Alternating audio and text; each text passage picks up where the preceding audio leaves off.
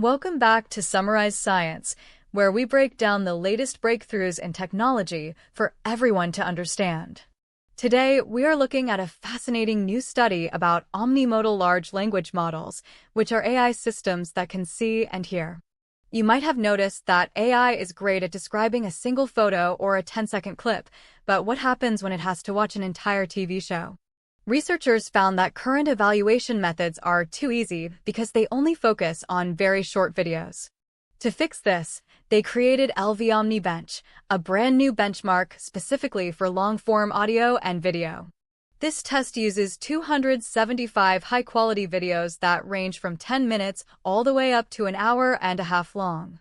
The researchers manually created over 1,000 questions to see if the AI can handle complex tasks like memory and logic.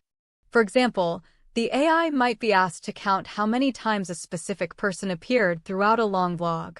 Or it might have to figure out the color of a rug that was mentioned in the audio but never actually shown on screen.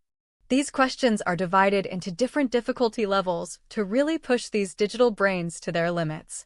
The benchmark covers 5 main categories, including entertainment, lifestyle, and DIY cooking videos. It tests 4 main dimensions of intelligence: perception, understanding, inference, and logical reasoning. One interesting discovery is that AI often struggles with music perception, finding it hard to understand nonverbal sounds. The results show a massive gap between the most advanced private models and the ones available for free to the public. The top-tier model, Gemini 3 Pro, managed to get about 65% of the questions right. However, most open-source models stayed below 35%, which is only slightly better than just guessing. The researchers discovered that audio is a huge factor in whether an AI understands a video or not. Many models tend to ignore the audio entirely and just guess based on what they see in the frames.